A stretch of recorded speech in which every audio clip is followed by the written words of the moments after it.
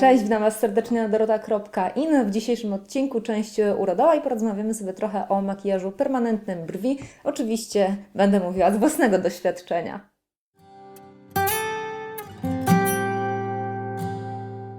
Od czego zacząć? Może po kolei opowiem Wam, jak wygląda historia mojego makijażu permanentnego, a zaczęła się w 2010 roku. Tak mi się wydaje, że to był ten rok. Ja zawsze brwi miałam dosyć szerokie, ale bardzo rzadkie i też niezbyt ciemne w stosunku zwłaszcza do koloru naturalnego włosów. I z wiekiem te brwi powoli też, z tego co widzę, zaczynają się robić coraz jaśniejsze. Farbowałam je sobie henną i w 2010 roku, czyli kiedy już istniał mój blog jeszcze pod starą nazwą Pozytywna Kuchnia, ale jeszcze w międzyczasie pracowałam w agencji PR, koleżanka z biura szła zrobić sobie makijaż permanentny jako modelka na egzaminy, które się odbywały, egzaminy dla kosmetyczek, które się szkoliły w centrum, w centrali firmy kosmetycznej marki Clarena. I tam wykonywano makijaże permanentne brwi, kreski na oczach, usta.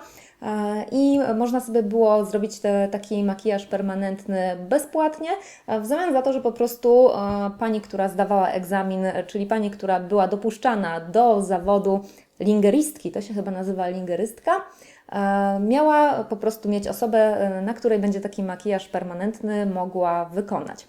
Więc my się zgłosiłyśmy i moja koleżanka zrobiła sobie makijaż permanentny chyba ust, a na pewno kreski na górnych powiekach sobie wykonała. Ja natomiast zdecydowałam się na brwi. Metodą microblading, czyli włos do włosa. Co to znaczy? To znaczy, że nie robi się całego cienia na brew. Ja może jeszcze dodam, że oczywiście to, co jest w tej chwili, to są brwi, które są pomalowane, a historia jest opowiadana dlatego, żeby Wam pokazać, jakie są efekty takiego makijażu permanentnego, ale o tym za chwilę, bo ja go miałam wykonywanego dosyć już dawno. Czyli po kolei, jak to jest robione? Metodą microblading, czyli włos do włoska, robi się takie cieniutkie kreseczki za pomocą takiego długopisu, jak do wykonywania właściwie tatuażu, który jest zakończony mikroigłą i po prostu barwnik jest wtłaczany pod skórę. A oczywiście wcześniej się dostaje znieczulenie, ustala się kształt brwi też z osobą, która go wykonuje. Jest najpierw ten kształt rysowany, trzeba go zaakceptować i potem na taką już zdezynfekowaną, znieczuloną skórę, ewentualnie jeszcze z wyregulowanymi, powyrywanymi brwiami, jeśli ten kształt faktycznie jakoś tam się mocniej zmienia, wtłacza się barwnik tą igłą pod skórę. Powstają takie drobniutkie stróbki, przez jakiś czas trzeba te stróbki, tak samo jak klasyczny tatuaż, pielęgnować i w momencie, kiedy już te stróbki się zagoją i same odpadną, nie można oczywiście tam wcześniej ich samemu zdrapywać, to po kilku dopiero dniach ten barwnik się tak całkowicie już, można powiedzieć, aktywuje. I w momencie, kiedy on już jest aktywowany, no to faktycznie jest efekt taki, jaki mamy osiągnąć, a microblading to jest metoda włos do włosa, czyli w takim kierunku, w jakim nasze naturalne włosy sobie na brwiach rosną, wykonuje się jakby pod nimi jeszcze rysunek na skórze cieniutką tą igiełką. No i oczywiście tutaj wszystko zależy tak naprawdę od wprawy kosmetyczki, lingerystki, która to wykonuje, dlatego że oczywiście jeśli ona nie ma zbyt wprawionej ręki, no to te włoski mogą różnie wyjść i też każdy ma inny gust, każdy ma inne oko i podczas kiedy robi się taki zabieg, to naprawdę trzeba się dużo też wcześniej, moim zdaniem, do niego przygotować, czyli przećwiczyć sobie rysunki brwi kredką, takie kształty, nawet lekko jakby za ciemne i przerysowane, przećwiczyć sobie to w domu, żeby sprawdzić, jak to wygląda, czy to się podoba i na pewno nie jest wskazany też pośpiech w takich przypadkach, czyli kiedy już któryś raz z rzędu na przykład kosmetyczka nie trafia z kształtem, który by nam się podobał, to po prostu czekamy. Dlatego, że potem przez kilka lat ten kształt brwi codziennie będzie się widziało w lustrze, więc to musi być coś, co przede wszystkim nam się podoba, no ale oczywiście też co ma się podobać innym, bo założeniem jest, że będziemy po takim zabiegu wyglądać lepiej, a nie gorzej i po to kobiety takie zabiegi sobie wykonują. Także ja miałam swój pierwszy zabieg zrobiony i ten kształt brwi miałam troszeczkę zmieniony, kolor miałam dopasowany całkiem trafnie, taki chłodniejszy brązowy. I przez rok ten kolor utrzymywał się, aczkolwiek już po roku zaczynał się wypłukiwać, więc rozjaśniał się po prostu, pomimo tego, że ja dbałam o niego tak jak trzeba. Więc poszłam po raz drugi znowu do Clareny. I w tym momencie się okazało, że drugi raz niestety już nie miałam szczęścia i trafiłam na panią, która trochę schrzaniła tą robotę. I właśnie a propos pośpiechu, to ja się wtedy też tego dnia spieszyłam, bo miałam jeszcze parę innych niestety planów, które sobie poplanowałam. Okazało się, że pani robi zabieg dużo wolniej i tak naprawdę ona chyba nie powinna była być wtedy dopuszczona do tego, żeby ten egzamin na człowieku żywym wykonywać, bo wcześniej zarówno tatuowania, jak i makijażu permanentnego brwi uczy się, nie wiem czy wiecie, ale na skórce od banana. Tak, bo ona jest też na tyle miękka, tak jak ludzka skóra, że można faktycznie trenować i te kształty uczyć się wyrysowywać, uczyć się po prostu też jak się trzyma ten długopis z igłą, bo to trochę jak z nauką malowania, a nie trochę, tylko nawet właściwie można powiedzieć tak samo, no bo musi być najpierw ten ruch i ta wprawa w ręce wyćwiczona i uzyskana po prostu.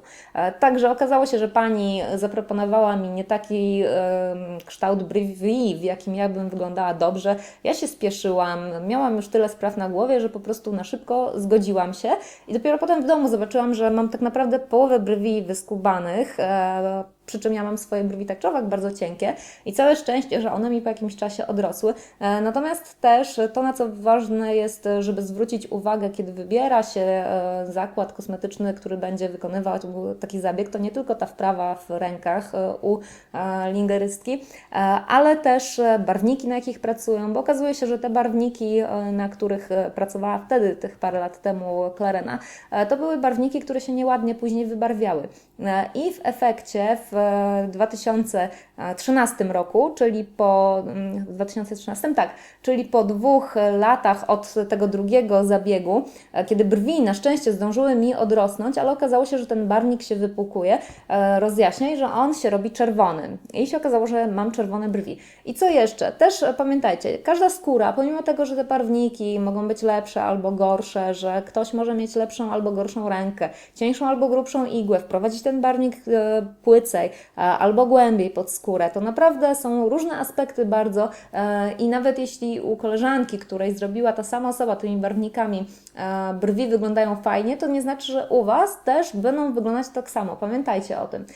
Więc okazało się, że ja mam ten barwnik już taki czerwonawy i że tak naprawdę te wszystkie kreseczki, które były zrobione pod włoskami, one się rozpłynęły i w efekcie i tak miałam po prostu jednolity taki cień jakby na brwi, czyli tak jakbym miała brew zrobioną tą starszą, wcześniej stosowaną metodą, czyli właśnie cieniem na brew, ona się tak nazywa, a to w rzeczywistości też jest ten barwnik wprowadzany mikroigiełką.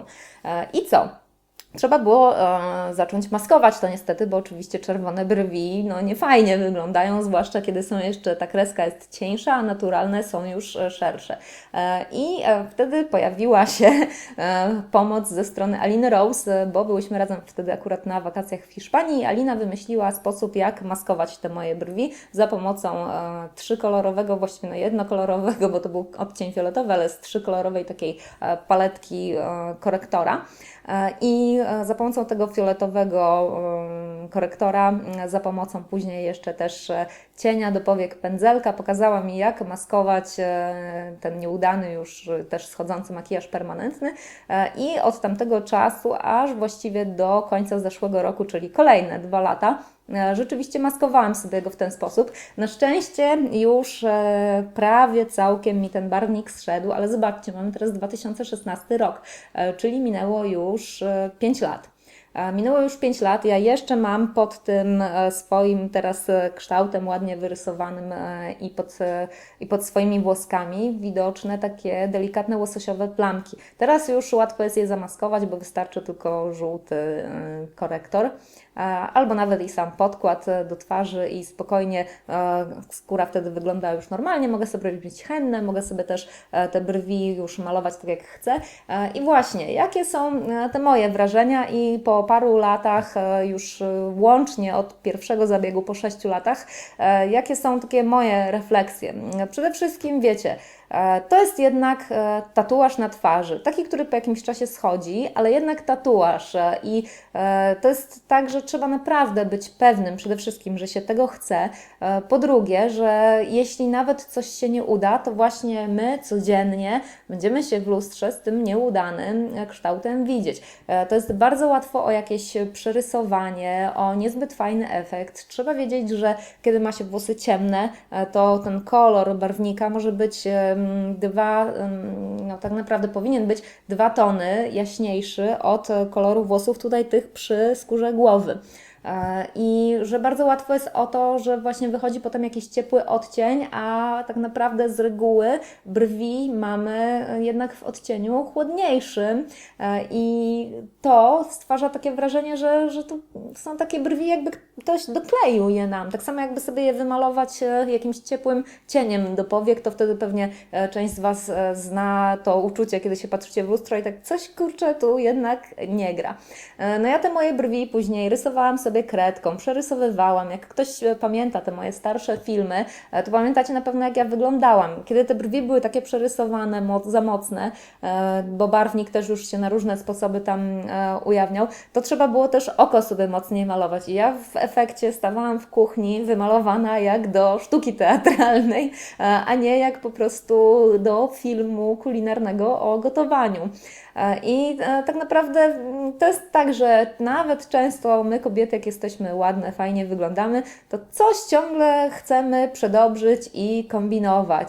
I po co mi to tak naprawdę było, tak sobie teraz myślę? Można było przecież właśnie prześledzić te wszystkie poradniki o brwiach, a jest ich mnóstwo, kanałów urodowych, takich typowo o makijażu. Jest cała masa i są świetne, jak choćby kanału Aliny Rose właśnie, gdzie można po prostu krok po kroku poćwiczyć, gdzie można mieć też to pole zostawione takie, że kiedy zmienia się moda, kiedy nagle się okazuje, że nam się zmieniły gusta, a zmieniają się gusta przez lata, to że nie jesteśmy skazane na ten jeden, jedyny kształt i kolor brwi. Chociaż oczywiście też są osoby, które mają takie brwi bardzo ładnie zrobione i chwalą sobie i są zadowolone. Natomiast warto jest, pamiętajcie, warto jest naprawdę bardzo dokładnie to przemyśleć, przeanalizować wszystkie za i przeciw i zastanowić się, jak to właśnie będzie na przyszłość, czy podołamy pielęgnacji i czy tak naprawdę to właśnie jest nam tak strasznie potrzebne, czy po prostu czujemy potrzebę jakiegoś dowartościowania się, bo nikt nam nie mówi, że ładnie wyglądamy. Naprawdę polecam gorąco, żeby się wiele razy zastanowić, żeby popatrzeć, poszperać w poradnikach. Za moich czasów, tych właśnie w 2010 roku, nie było jeszcze tylu poradników na YouTubie, jak sobie zmieniać kształt brwi, jak o nie dbać, jak je pielęgnować i sprawić, żeby wyglądały fajniej. Teraz jest tego cała masa, więc jest o wiele więcej możliwości, a pewnie część z Was powie, że no teraz są lepsze barwniki niż były wtedy. Ale wiecie, wtedy, kiedy ja robiłam makijaż permanentny, też tak się mówiło, że teraz to są lepsze barwniki niż było kiedyś. Prawda jest taka, że one aż tak bardzo, moim zdaniem, oczywiście to jest moja prywatna opinia, tak samo jak kosmetyki, na przykład kremy do twarzy, że to nie jest aż tak spektakularny rozwój, zwłaszcza jeśli porówna się go z rozwojem innych technologii na świecie, a to dlatego, że po prostu nie można by było, moim zdaniem, wypuścić tak doskonałych kosmetyków na rynek, makijaży permanentnych, które będą wyglądać pięknie na przykład przez 10 lat, dlatego że zrobiłoby się to nieopłacalne, bo kobiety by nie chodziły na poprawki. Nie wiem, jakie jest Wasze zdanie. Ciekawa jestem bardzo. Jeśli macie makijaże permanentne albo rozważacie wykonanie, to zachęcam Was gorąco do dyskusji w komentarzach. Możecie się pośmiać z moich brwi, jak wyglądały kiedyś. Ja śmieję się i cieszę się ogromnie, że całe szczęście teraz jest już zupełnie inaczej. I co? Dzięki Wam serdecznie za uwagę. Do zobaczenia w kolejnych filmach. Aha, na dorota.in na blogu też jest opis całego tego mojego brwiowego przedsięwzięcia, więc jeśli macie ochotę na wersję do poczytania albo chcecie komuś podesłać link, kto rozważa taki zabieg microbladingu, tak on się nazywa, to śmiało wysyłajcie i do zobaczenia w kolejnych filmach.